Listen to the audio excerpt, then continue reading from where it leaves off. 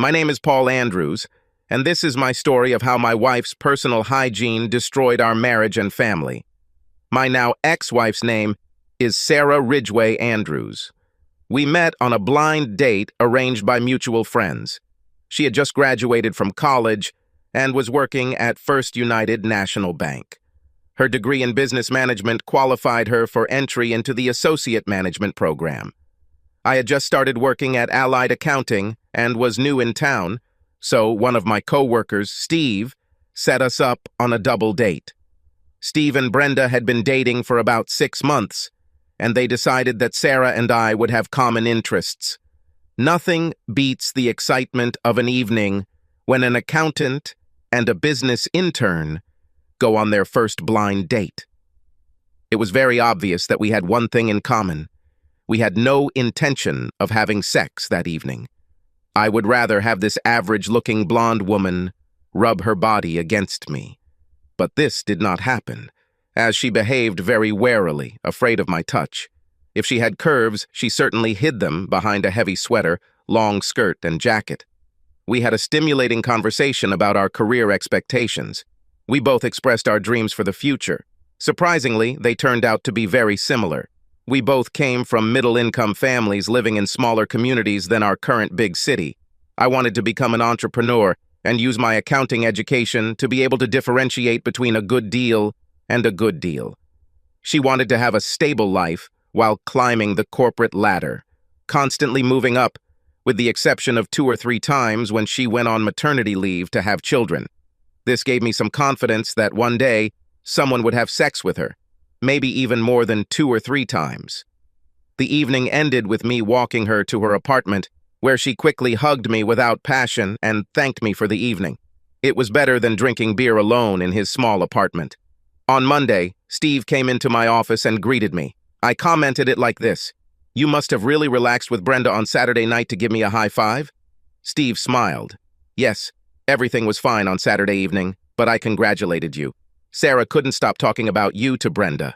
You made a big impression on this girlfriend of mine. She told Brenda to tell you to call her, just like in junior high, isn't it? It was a pleasant evening, but I don't think it was all that impressive. I think I better call her." Apparently, Sarah knew better than I that we could make a great couple. After a few months of dating, I learned what was hidden under those heavy clothes. This woman could be a Playboy Playmate beauty, big round breasts, a firm, flat stomach, and well-shaped hips. Hips that greet the man who has won her heart. I was mesmerized by the gorgeous ass as she got up from my bed to go to the bathroom. She told me that in high school, she turned into a gorgeous woman, and to her horror, she was constantly groped and pestered with proposals. She tried to dress conservatively so as not to attract unwanted attention. Through a combination of great sex, a wonderful personal relationship built on admiration, trust, and caring for each other, we found our love. The marriage was a foregone conclusion, as were the 2 children, Hannah and Miranda. Sex was great before we had kids, and amazing after we had them. We bought a starter home and the obligatory minivan. Sarah moved up the career ladder and began to take on more responsibilities. I was doing very well at Allied Accounting and was given a leave of absence to get my CPA. Mr. Karstadt, the owner of Allied, took me under his wing and taught me much more than any book or course ever could. One day after work, he asked me to go to lunch with him. He told me he was in talks to sell the firm to a large accounting group. "Paul, you are my best employee, but you won't thrive under the new owner," he said. "I think you should leave Allied before the buyout and start your own practice. They will kill your entrepreneurial spirit, and you will remain an unhappy person going to work every day. You have an entrepreneurial spirit that you must realize. Please take note and start planning for your future. I'll make sure you take a few clients with you when you leave so you don't starve." It took me by surprise, and I didn't know what to say other than thank you to the man I admired and respected. Over the weekend, Sarah and I discussed this topic nonstop. "Don't stop there and remain an employee of the new company," she said. "Forget about risky business and work hard to get a promotion in the coming years. You can make good money working as an accountant in a large company." Yes, if this was what I wanted to do for the next 35 years. Sarah, I'm afraid I'm going to resent the debits and credits I have to deal with every day. This is my chance to break out of the routine and do what I have dreamed of since my school days. To begin with, I will work here at home while I build up a clientele, and then I will move to the office. Paul, I think this is an unwise move. We have 2 small children, we can't take any more risks, was her wise advice from a banker. I can't wait until the end of my life to take a risk. For me, it's now, or maybe never. Sarah pouted. I don't like it, but I can't stop you. Make sure this works, otherwise I'll be very angry with you. And in general, don't expect me to finance this disaster. I'm opening a new checking account for my income. I'll pay half of the household expenses. You better be able to cover the other half. I'll do my best, Sarah, I answered, but I wanted to say, and thanks for that, bitch. She pulled herself together and said that she would not participate in any loans for my new business. If everything goes wrong, she wants to be on the sidelines. Since she acted like a bitch, I had no intention of dealing with her bank, but I'm sure she will be there when I start making big money. Over the next year, things got tough as Sarah brought home a steady stream of money and my contributions came and went. By the end of the second year, I was making a little more than Sarah, but she would prefer that I create a consistent monthly income. Boring. My business model was changing as I became more involved in advising on potential deals rather than just keeping track of money received and spent. It was what I wanted to do, and I was successful at it. Since I was making more money than Sarah, I started investing more in my startup business. I set my personal income at Sarah's level and invested amounts in excess of it. What I liked to do was that if I had an outstanding prospect, I would reduce or forgive my consulting fee to get a share of the profits. I would take 5% to 15% ownership for my consulting services and reduce the fees for the monthly accounting portion of their business. This worked very well for both parties.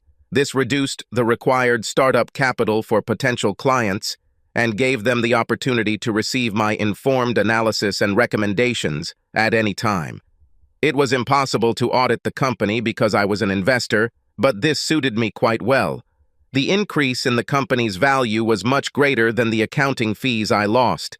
The company could buy me out at any time based on an agreed-upon market value formula. The only person who was not happy with this arrangement was Sarah.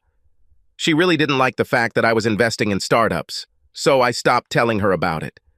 My accounting corporation's revenues were not where they thought they should be. Instead of income, I was building net worth, but it wasn't showing up on my balance sheet because the shares I purchased were valued at the actual purchase price, which was quite low. Because I have built a staff with deep knowledge and capabilities, I have had the luxury of spending more time with my children. 3 months into tax season, it was a completely different story. I tried not to miss a single performance, concert, or sporting event in which they took part. I managed all the parent-teacher conferences without Sarah. These were good years as the children were delighted and Sarah and I made above-average progress for our age. Because of her knowledge and work ethic, Sarah was appointed assistant vice president of the bank, where she reported to several people. As a result of this promotion, she decided that we needed a larger, nicer home to suit her status as a bank employee. I told her that we had better wait, which she did, until next Saturday. She went to the exhibition and signed a contract to move. I was unhappy, but I couldn't do anything about it. Through my membership in the Chamber of Commerce, I became friends with several loan officers at her bank. They told me that Sarah called me the little accountant. This disrespect began to manifest itself at home in the form of snide remarks about how other accounting firms were doing, while I seemed to be dozing. I was not invited to join her at the Christmas party at the bank or at the summer party. Not that I thought it was a fun time, but I felt like she didn't want me around her professionally. It's time to talk to her about our relationship. On Saturday afternoon, I cornered her in the living room and asked her to sit with me for a few minutes. She looked at me with disgust and said, "It can wait? I want to wash some of your laundry?" "Thanks, but I think we need to talk about this. It can wait until evening. Can you carve out 15 minutes in your schedule? Over her shoulder as she left, I heard, "Yes, I can do it." Then she returned to her work. I didn't bring it up until the end of the day because I wanted to use it as an example of her ignoring me and thinking that what I want doesn't matter. My attempt to talk after the kids went to bed was cut short because she was tired. On Sunday morning, we couldn't talk because the kids were getting ready for Sunday school, and then they all went to church together. As the girls went outside to hang out with the neighborhood kids, I saw her pick up her bag and head toward the door. I stopped her and asked, "Do you have a few minutes to talk to me?" She snapped, "Why have you been bothering me with this all weekend? You run around me and whine like a little boy who wants his mother to pay attention to him. Can't you see I'm leaving to help my mom with her checkbook? I'll be back in an hour. Can it wait that long? It's been 24 hours since I asked for 15 minutes of your time. I can wait another hour." 4 hours had passed when she entered the house and hurried to the kitchen to prepare dinner. Of course, I would then prevent her from talking. When we finished dinner, I turned to her. "I think now is the right time to talk," which brought an indignant expression on her face. "I think we are growing more and more distant from each other, and I am very worried about our marriage." Sarah's fork clattered onto her plate, and the girls turned their heads to look at me. "We don't talk to each other like we used to, and I feel like you don't respect me as a husband. I think we need to discuss this before it becomes a real problem." Gritting her teeth, she replied, "Now is not the time or place for this conversation. I'm surprised you brought this up in front of the girls. You should be ashamed of yourself. Sarah, by your actions, by ignoring me for 30 hours after I asked to talk, you have once again shut me out. Is there something going on here that I should know about?" She pushed back her chair, took her plate to the kitchen, and left the house. Well, I think our conversation took less time than I expected. My daughters were shocked by this confrontation. Miranda asked, "Are we all getting divorced?" With tears in his eyes, I calmly replied, "No, honey, no one gets divorced. Do you remember how you and your sister sometimes quarreled? So moms and dads sometimes quarrel too. But that doesn't mean we don't love each other or don't love you and Hannah. Mom didn't run away from home, she just went for a ride." This seemed to calm them both, but it didn't calm me. I cleaned up the kitchen, did a little work in the office, then put the girls and myself to bed. I went to the bedroom. If she doesn't like it, she can sleep on the sofa. It was already close to midnight when she entered the bedroom. She undressed and walked over to the bed. I lifted the blanket so she could join me. She pressed herself close to me and said, "I'm not saying I was wrong, but I will try to treat you with the respect that I want from my husband." I hugged her and whispered, "I think it's wonderful. I want to be the best husband for you." This calmed the situation in the house for a while.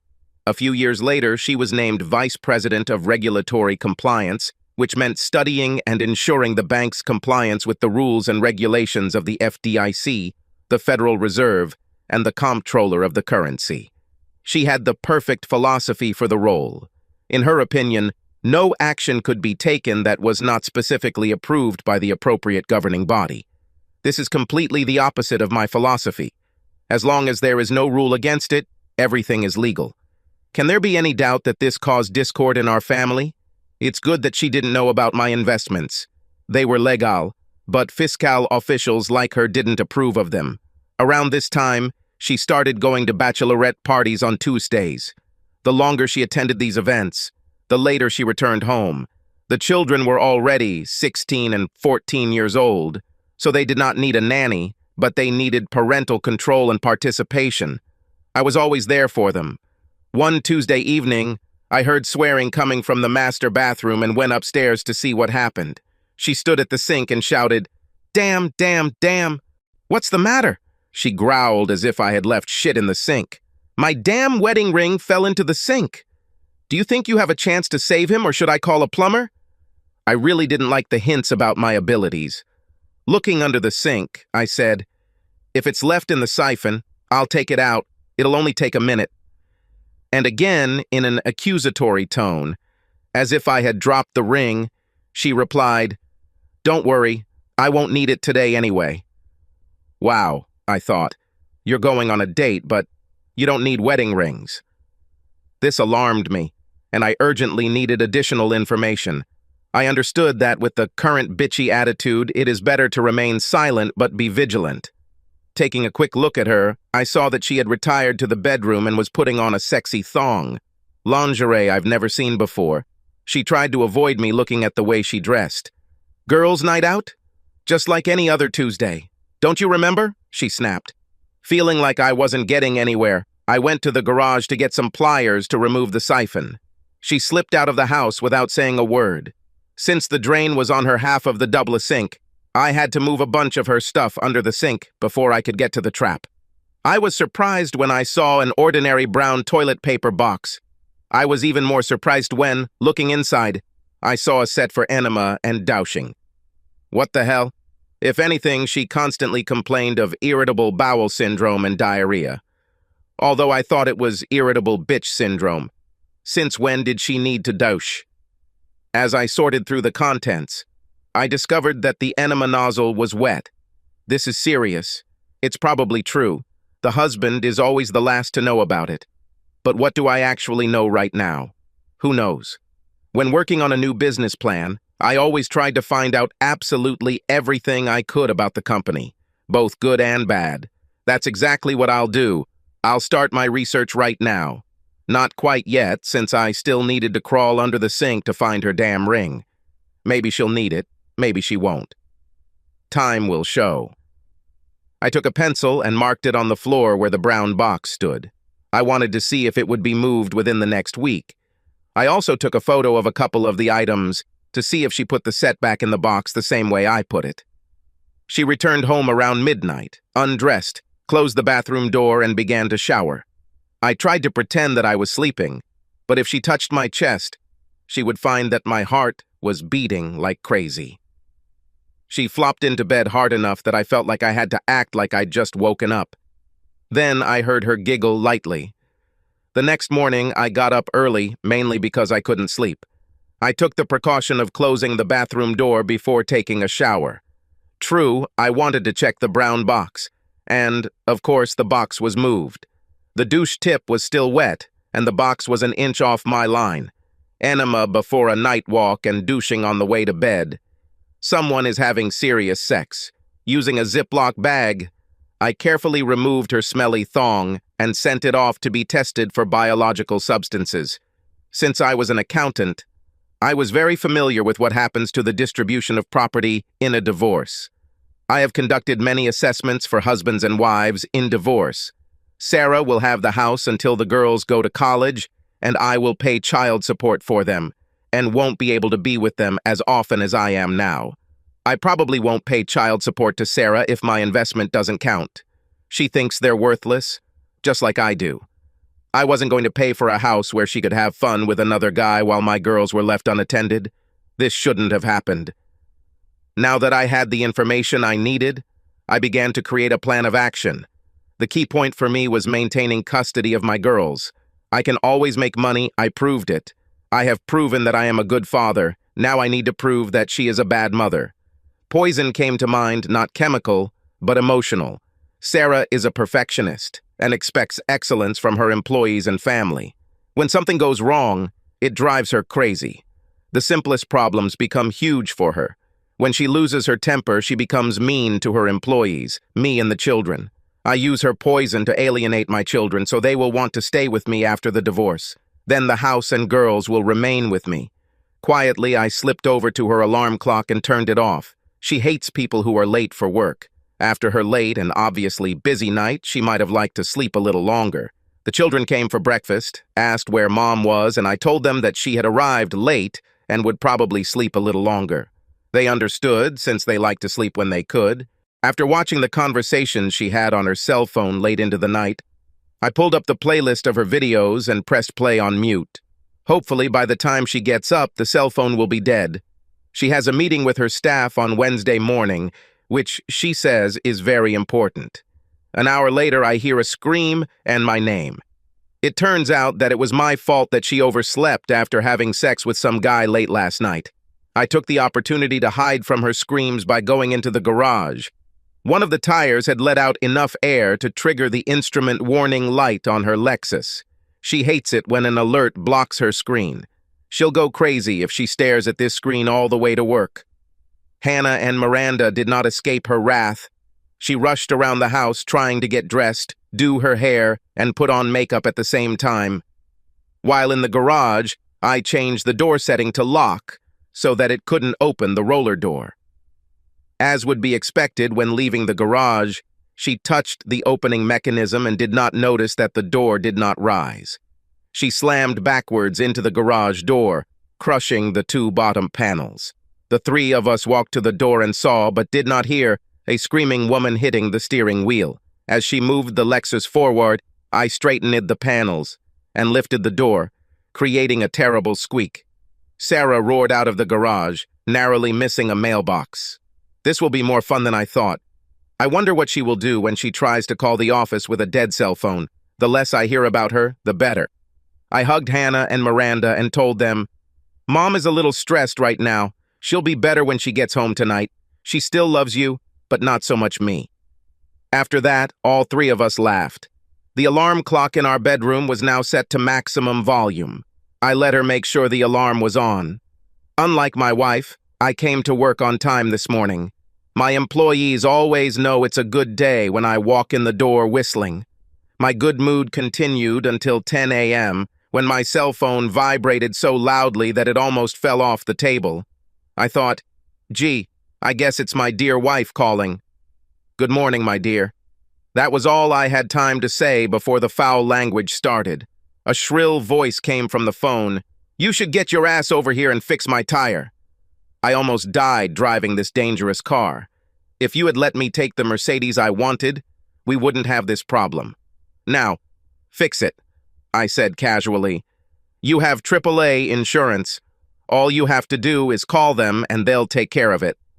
"Fuck you," was her answer. Since the morning had gone so well, I told my assistant that I had a few things to do and would be back after lunch. The first thing I did was go to a security store and buy some small cameras for the house and a voice recorder to hide in her purse. I needed to know my enemies and what they were doing. Next stop was returning home and setting up cameras in the living room and our bedroom.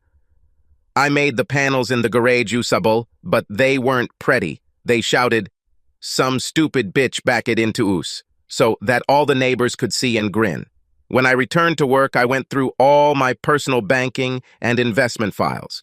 We only had one joint credit card, and I canceled it. The only joint bank account was for household needs, so I left it open, but reminded myself to make sure that half of it went into the account every payday.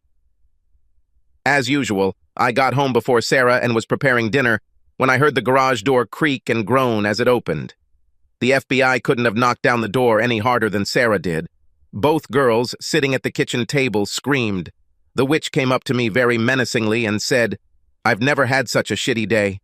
I'll go upstairs and take a soak in my bath." The girls and I had a quiet dinner, whispering like 12-year-old children. I went upstairs and asked her if she wanted to have dinner, and she threw a bar of soap at me and growled, "If I wanted to have dinner, I would have told you. Now leave me alone." This was the perfect time to make a small slit in her pussy and place the recorder inside the lining. I went downstairs and fell asleep on the sofa in the living room. I didn't want to end up in the same bed with her when her alarm clock went off at full volume tomorrow morning. The explosion of the latest rap song on the alarm clock radio, preceded by a shrill "Your mother" from my wife, followed by the screams of two terrified teenagers. It is unlikely that any U.S. Marine sergeant would have made more noise in the early morning than the ladies in my house that day. While Sarah was thrashing around in the bathroom, I took the opportunity to go to the garage and smear the dark brown grease from my lawnmower on the seat of her car. After she sits on this lubricant on the way to work, others may think that she shit herself on the way. This time literally, not figuratively. We received from her about the same amount of bile and rage as the night before. I also smeared the skirt she was wearing the day before, just to be convincing and to hope that there would be someone to blame it on. Her assistant, Linda, who was married to one of my friends, called me and told me about how Sarah discovered her stained skirt. She told me that Hurricane Sarah had gained strength, and everyone should be on alert. Over the next few days, I stopped tormenting her. All sorts of little things began to happen. For example, one of the 2 diamond earrings left on the table disappeared. The dress she wore last Tuesday had a red wine stain that she didn't remember having. The lining on her favorite shoes began to peel off. Because I knew where her password book was, many of the sites she used refused her entry. When she drove her Lexus, turned a corner, or pressed the brake, a ball from a bearing would roll around in the door of her car. Every day or so, some little thing could go wrong. For her it was death by 1,000 cuts, and we are now at the 500 level. And now, the biggest test. On Tuesday after work, she returned home to change clothes and go to a bachelorette party. She didn't say a word to anyone in the house. She made sure the bathroom door was locked before undressing. Everything was the same as the previous Tuesday, including the wet enema tip. Everything was exactly the same, except that I was following her using the locator on her mobile phone. According to her cell phone locator, her first stop that evening was Bonefish Grill. From Bonefish, she went to the dance bar O'Hara's. I wasn't interested in what she did in the club. I was interested in who she left with. I had been monitoring her movements from the house, so I got out and started driving up to the O'Hare to follow her to her next location. Just as I was finishing my coffee in the parking lot, Sarah and some guy walked out holding hands. They hugged each other and kissed for a long time before going their separate ways. He left in his car, and she followed. I kept up with them for a block, leaving the locator to do its job. The money bags were dragged to Motel Number 6, located near the highway. From the street, I saw that they entered a room with an external entrance. Since they would be there for a couple of hours, I pulled into the parking lot and wrote down the make, model, and license plate number of her boyfriend's car. While in a dark parking lot, I let enough air out of the driver's side front tire to make it noticeable and again sent a low tire pressure signal to the dash. There was a truck in the parking lot, so I found a piece of grease and put it on the windshield. I knew perfectly well that the first thing she would do was turn on the wipers. Then the entire windshield will turn into a blinding mess. It will be interesting to listen tomorrow to what was recorded on the voice recorder in her purse. The information I needed would now be in my hands, and I was only halfway to my goal of blowing it up.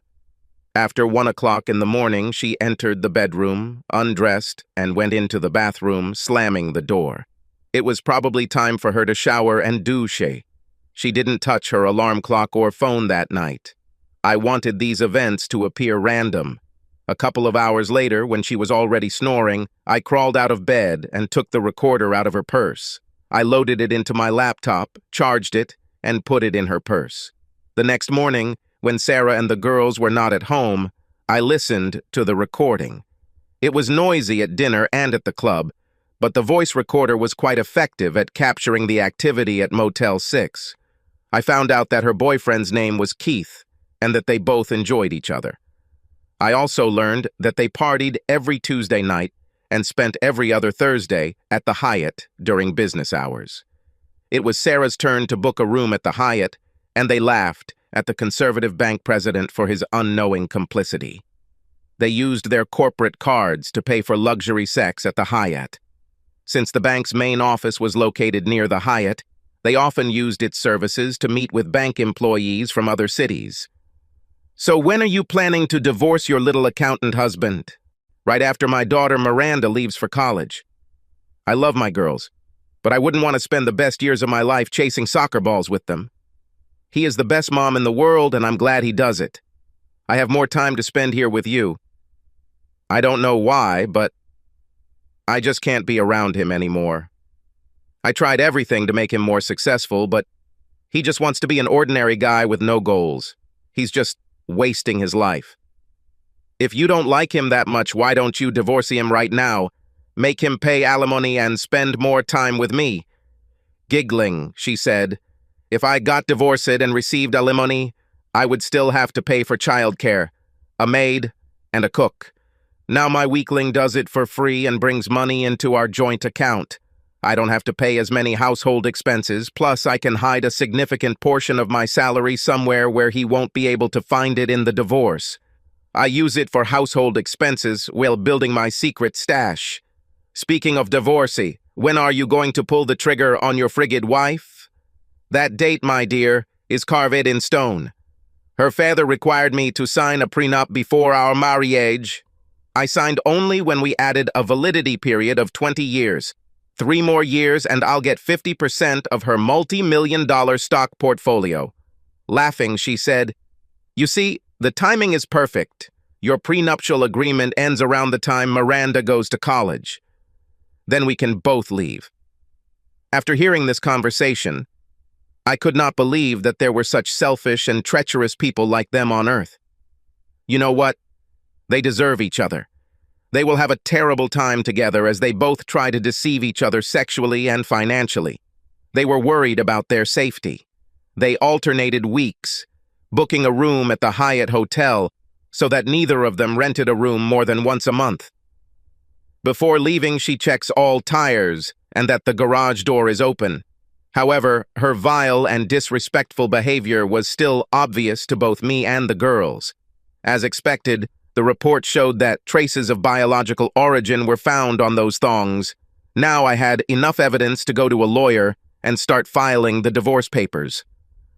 I told Jeff Green, my lawyer, to ask for full custody of the girls since I had most of the contact with them. Judging by the way their mother acted, it would be lucky if the girls even wanted to communicate with her. Jeff said, "I'll add this, but it will be difficult. I proposed a plan where the house would be split 50-50 until it was sold after both girls left for college. We will both keep our own investments and retirement funds. Since I limited my taxable income to about the same as hers, neither of us has to pay child support. She must pay me regular child care benefits, including college tuition. We saved enough for tuition, housing, books, and food, but not enough for outings, etc. When she became a full-time vice president, she enrolled in the bank's deferred compensation program. I'll leave this account alone in case she wants my partnership investment. Then I'll remember her deferred compensation to fend off her demand.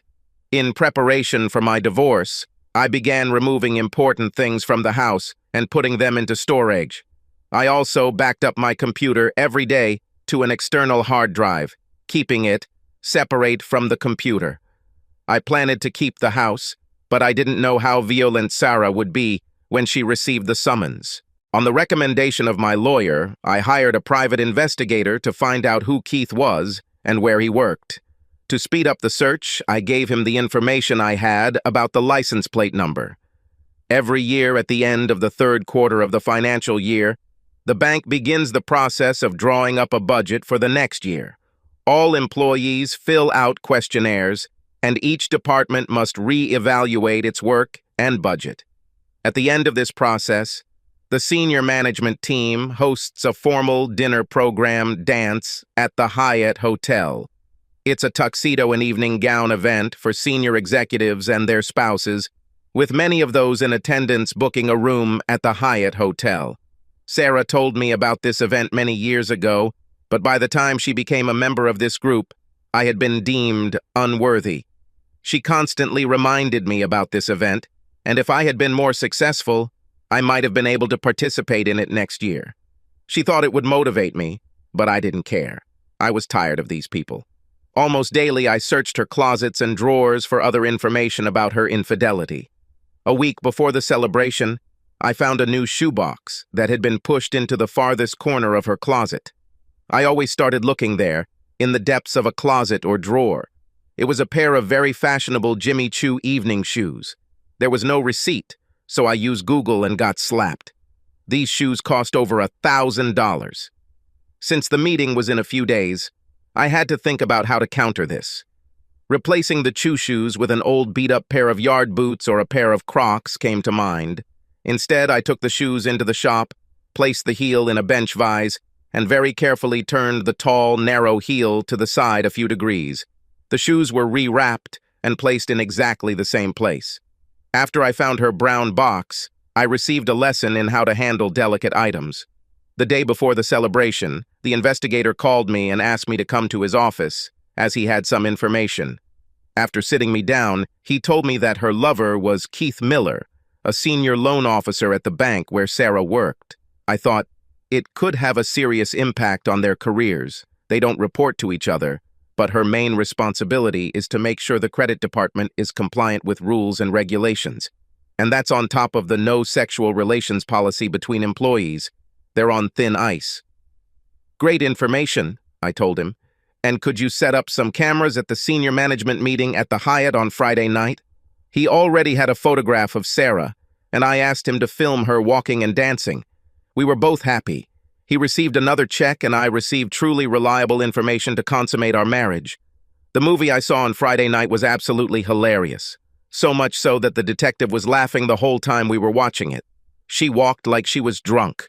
The pressure of her entire weight on that tiny end point of the heel, which was offset a few degrees, pushed her legs outward, causing her to stumble. She crashed into tables and chairs. At one table, 2 bottles of red wine were knocked over by everyone. I plan to submit it to America's Funniest Videos as soon as Sarah signs the release. Of course, Sarah and Keith retreated to his room to have sex all night long. Everything was documented with a tiny video camera slipped under the hotel door. Isn't it wonderful how technology has improved our lives over the past few years? Even though Sarah returned home before noon on Saturday, we didn't see her until late Sunday morning. Spiritually, she should have gone to church that morning, but she stayed home. Sarah used to always come home from work on Wednesday afternoons tired. I assume this was due to her late classes on Tuesday nights. She entered the house and immediately went into the bath. This Wednesday was different. I was going to change the amount of hot water in her bath. She growled, as it seemed to her, hello, while walking to the bathroom. I waited while she found the right combination of hot and cold water for the bath on the tap.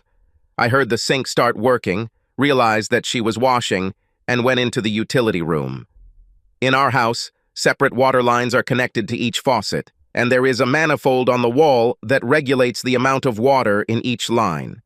I quickly turned off the hot water line in the bathroom and let the cold water fill the tub.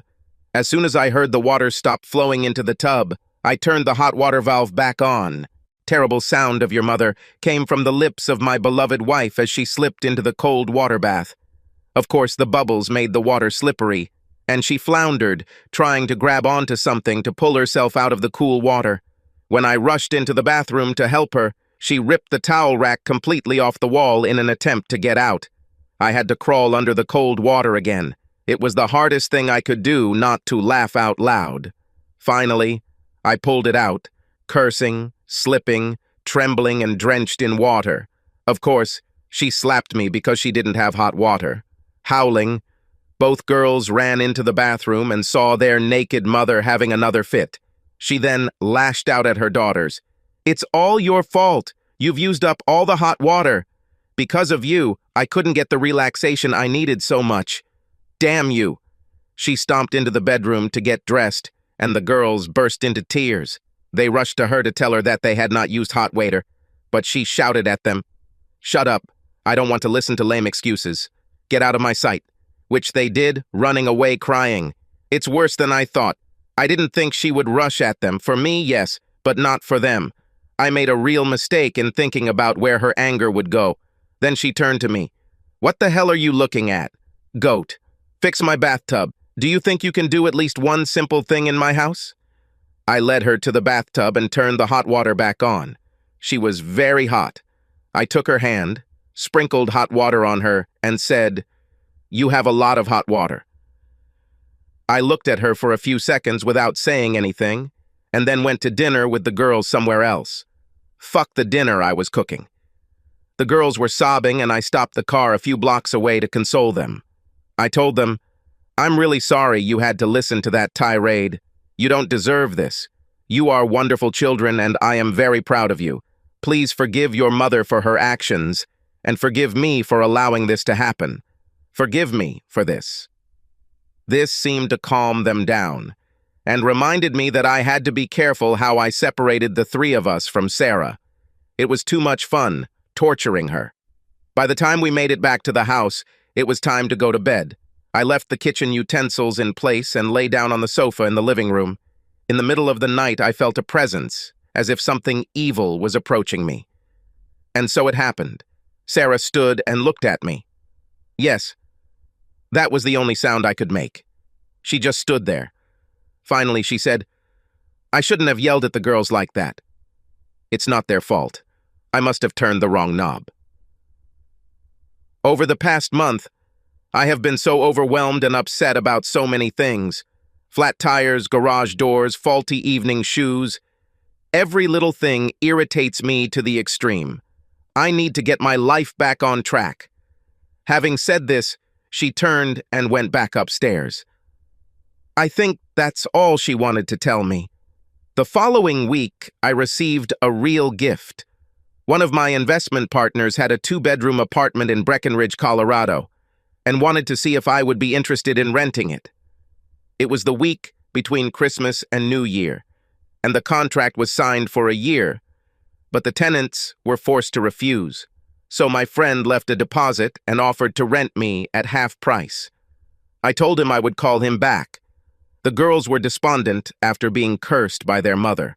Sarah apologized to them, but her harsh words still stuck in their minds and in their feelings. I asked them if they would join me for a week of skiing in Breckenridge. I think so, because they rushed towards me as fast as they could, kissing me on the cheek and hugging me.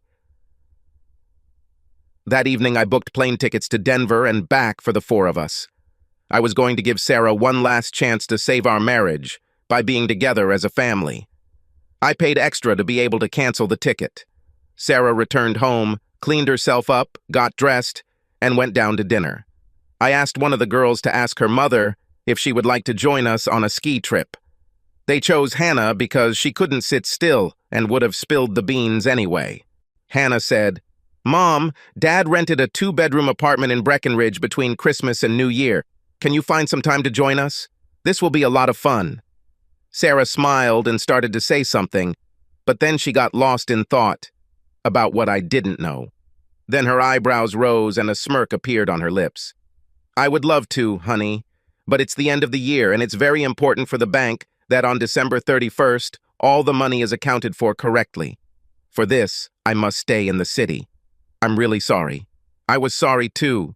Sorry that Hannah was disappointed. Sorry that Sarah refused the invitation with a lame, weak explanation. The compliance department has nothing to do with a bank's year-end balance sheet or income statement. Not the slightest. The compliance department has no money to balance. You don't have to be a financial controller to know this. The reason for the raised eyebrows and smirk was that she saw it as a chance to spend 7 nights in our bedroom with that asshole Keith. The following week, my private investigator switched the cameras to Wi-Fi so I could have instant access to them while I was in Colorado. A scene was about to take place at home that I really wanted to see. Not the one where 2 adulterers have fun, but something else. The day we left for Colorado, I lubricated her enema tip with jalapeno pepper juice. If she wanted hot sex, she was going to get it. When we left for the airport, Sarah was a pleasant mother and said, "Be careful," and hugged them. I appreciated her short hug and kiss. I told her, "I love you, Sarah," and received a quick answer, "I love you too." The plane ride and rental car ride to the condominium were uneventful. Hannah and Miranda had never been to the Rocky Mountains and went out onto the deck to enjoy the view and scent of the pine trees. Faster. I set up my computer and connected to the Wi-Fi camera in our house. As expected, Sarah arrived at the house at 6 in the evening and immediately headed to the main bathroom for her ritual.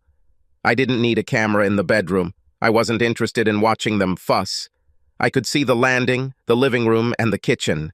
Suddenly, Sarah stumbled down the stairs and howled as if she were on fire. Apparently, she discovered that her life-saving tube of Preparation H was also tainted by jalapeno juice. Her face was bright red and contorted in pain. I thought about how much fun my private investigator would have had watching this. Well, I guess her lover Keith won't be a welcome guest today. I wonder how long it will take her to recover. It would be a shame if they couldn't have sex for the entire week while the kids and I were gone. It's a pity. The 3 of us headed into the Christmas-decorated and well-lit downtown Breckenridge to get some pizza. What a beautiful place, with a foot of snow on everything. After eating the pizza, we started walking back to the condo when the girls heard some music they liked and figured out where it was coming from. It was a teen club designed to provide entertainment for teenagers while parents had fun elsewhere. "Dad," Hannah asked, "can we come in for a few minutes?" I happily agreed, because over the past couple of months, these girls have been through a lot. The dance floor was crowded, and the sounds of laughter were inviting. The girls wanted to stay, but I wasn't going to leave them alone on their first night in a new city. Finding a free table away from the DJ, I asked my daughters to come and check on me from time to time. This was perfect for me, as I could read my email without worrying about girls ignoring me. It didn't take long for them to attract the boys and start dancing, laughing, and talking. They would look back at me, and I would raise my Diet Coke to let them know everything was okay. There were many adults there watching their children. One woman on the other side of the dance floor was very attractive, and as we both scanned the floor for our children, we caught each other's eyes and smiled. This attractive woman had 2 boys who came to her table for money, food, or soda. My girls seemed to spend more time hanging out with them rather than playing on the field. After I finished writing the message, I looked up and saw an attractive woman walking towards me. All the other men were watching her too. She was wearing ski pants that seemed to be sprayed so thin that you could see the freckles on her butt. The sweater was also form-fitting, and she radiated warmth despite the temperature outside being below freezing. She stopped at my table. "You must be Hannah and Miranda's father. Why don't you come and join the rest of your family instead of staying here alone?" I tried not to jump up, but answered, "With great pleasure. My girls are good judges of people, so I guess that's why they sit at your table. My name is Donna, and Zach and Michael are my 2 boys, 16 and 14 years old, who are not long before they turn 21. I smiled. They are the same age as my girls. Coincidence? And we both laughed. "In the time I've been watching your girls," Donna said, "and then interacting with them, they are very sweet children. You should be proud of them." "Of course I'm proud. I can also say that your boys look very well behaved. Or is it just because you are looking after them?" Donna laughed. "You are very observant. I'm glad there is a father here who watches his children with the same interest as I do. I work from home, so I am the one who sends them off in the morning and meets them when they come home. They get a lot of attention because they are now the most important part of my life. For Donna and the boys, as well as for us, it was the first day in Breckenridge. It didn't take long for the 4 teenagers to decide where and when they would ski tomorrow morning. Donna and I made some adjustments so that we would celebrate them at different times. We decided that tomorrow morning we will see off the skiers. Then we will go together for breakfast, and we will ski late in the morning and in the afternoon. Over the next week, Donna and I learned a lot about each other, and we both liked what we heard. It was nice to talk to her about my problems with Sarah and my plan to divorce her. I didn't reveal that I was pursuing her, and made it easier for myself to get custody of the girls. I wasn't very proud of it, but it would have been the best thing for the girls to be with me and not with that selfish bitch. Donna has been a widow since her husband was killed by a drunk driver 2 years ago. We both had trouble forgiving people who changed our lives. Just talking to an understanding person was helpful for us. On our last night, Donna and I had dinner together without our teenagers. We spent the last half hour of the evening making out on the couch when the kids weren't around. By the end of the week, we came to the conclusion that we needed to spend more time together. All 4 teenagers shared the same opinion. It was time to end my marriage with Sarah. When we returned home, Sarah looked tired and exhausted. Maybe she should have gone to Colorado with the rest of the family. We had a great time. After watching my hot wife our first night in Colorado, I didn't need to watch what was going on in my house. It didn't make the slightest difference to me. I told Jeff to get all the paperwork done and submit it to the bank. The girls took the news of our divorce as I expected. They saw that over the past 6 months, my relationship with Sarah had collapsed. They compared my interactions with Donna to the bitterness that existed between me and their mother. Hannah is the only one who approached the main topic. What will happen to Miranda and me now? Where will we go? I hugged both girls and said, "From the day you were born, you were my whole world, and this will continue for the rest of my life." In the divorce proceedings, I asked for full custody of both of you, and the three of us will remain in this house. You will study at the same school, with the same friends. I will continue to prepare food for you and be there for you. You will be able to see your mother as often as you want. I continued. You will have the opportunity to choose who you will live with during the divorce procedure. Whoever gets custody of you will also get the house until you both go to college. It will be your decision, but remember, whoever you decide to live with, both your mom and I love you. In any case, you will remain in this house and in your school. Don't tell me now who you want to stay with. This is an important decision, and you have a lot of time before you have to choose. Now please use my car and go out to dinner so Mom and I can talk. You don't want to see or hear our conversation today. Fine. After finishing my conversation with the girls, I looked at my phone to see who had called and texted so many times while we were talking. I guessed who it was. Instead of sending the message to voicemail, I decided to call Sarah. The very first words I heard from her did not contain hello. Her swearing melted the plastic of my phone. I let her rant, rage, threaten, and scream until she ran out of air. It would be impossible to get a word in anyway, so I let her growl. Finally, she caught her breath. Why? Why did you do this to me? Why don't you love me anymore? Especially after everything I've done for you and the girls. Why don't you come to the house and discuss this? A click was all I heard. She must be on her way here. Before I had time to come to my senses, she burst through the door, rushed towards me with a growl, and shouted, "Why?" I calmly replied, "You've been cheating on me with Keith Miller every Tuesday night for I don't know how long. How did you think this would end? I gave you a chance to start over by moving to Colorado, but you decided that Keith was more important than your family. You made a choice. Now you have to pay the consequences.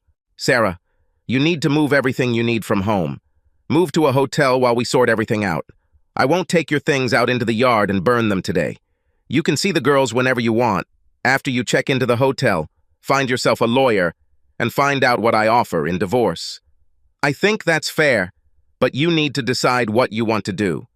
In the meantime, don't bother me, except to coordinate your appointments with girls or getting your things. From now on, we have nothing to talk about except our divorce." I went to my office, closed the door, and began to listen to suitcases slamming against any vertical or horizontal surface. What I didn't hear was crying, and that was sad. I knew I never wanted to be with her again. Apparently, the feeling was mutual. The process of changing locks and resetting codes and passwords was next on my to-do list. She was furious during the divorce proceedings. It's not that she still loved me and wanted to save the family. It seemed like she wanted it to be her who filleted against me, not me, who filleted against her. She wanted everyone to know that she kicked out the weak accountant because he wasn't good enough for her, not me, who kicked her out for cheating. She was professionally embarrassed that I filed for divorce. Neither of us had any desire to attend marriage counseling. We were done with each other. All the good things we had over the years were squeezed out of us. I was very lucky that I was able to get a divorcee, unlike many other men. First of all, Hannah and Miranda decided that they wanted to live in a house with their father. They saw their mother once a week or two. They didn't like her asking questions about me, and if I missed her. I had very little contact with her, and I was usually not around when she picked up or dropped off the girls. Sarah disliked me and my little accounting company so much that she wanted no part of it. She wanted to keep her 401k account and deferred compensation funds, which she thought I didn't know about. She has to pay for child care, and the bank's health insurance is better than mine. I didn't want her to know that I knew about dating at Hyatt. It was planned to be used later. She took all the furniture she considered stylish from the house, allowing us three unsophisticated people to take what was left of it. Sarah left all the family photos as if we treated them like shrines dedicated to her. I'm sure she had other funds hidden, but I didn't care. I needed my children and my business. They were my priority, and everything related to her was in the background. Someone anonymously sent videos of Keith having sex with Sarah, Keith's wife. Of course, this caused an immediate increase in legal costs throughout the city. The traders gathered in an elite apartment in a fashionable part of the city. I wonder how they will get along outside of sexual games. After the divorce, I invited Donna and the boys to my place for the weekend. There was no sex between us, as we try to set an example for our children. But that doesn't mean we didn't spend time kissing and hugging. She was the best medicine to forget how badly my marriage ended. We both knew where our relationship was going. She already had a place to stay. We have no problems yet, but we have two 16-year-olds who enjoy each other's company and sleep in adjacent bedrooms. These two need our constant attention. Donna was a registered nurse and worked from home for a health insurance company doing medical claims research, so I created the perfect office for her in my home. A year later, I contacted a friend of mine who worked for a CPA firm auditing a bank. I told him a story about how two senior bank employees used bank credit cards for illicit dates during work hours. He thanked me for the tip and, after conducting an audit, brought this issue up for consideration by the bank president. The bank did not want to publicly open a criminal case for fraud, but both employees were fired. The bank also contacted its insurance company and informed them of the theft. Currently, the bond company is pursuing Sarah and Keith to recover the bank's losses. The company refused to allow Sarah and Keith to continue working together, essentially denying them the opportunity to work in banking across the country. After Sarah lost some of her retirement investments, the couple moved out of their fancy apartment. The company that provided the bonds is suing for damages for bank credit card fraud. Keith's financial problems are compounded by the fact that his wife and children will take a significant portion of his income when he finds work again. It's a pity that he didn't wait for the marriage contract. Sarah works as a paralegal in the office of a divorce lawyer. She has learned a lot about the legal and social implications of divorce and is very helpful to her clients. After counseling other people about divorce all day, she retreats to her small apartment and mentally berates herself for how tragically her own marriage ended. She doesn't seem to be attracted to the successful businessmen and doctors she thought she should have married instead of me. The market value of my worthless investments at the end of the year was more than $2 million. It looks like it will be a good year, especially since my wedding to Donna is scheduled for mid-June. Subscribe to our channel so that your second chaff doesn't cheat on you, and go ahead and listen to the next story, because this story is nothing compared to the next one. If you're under 18, don't even think about listening to the next one.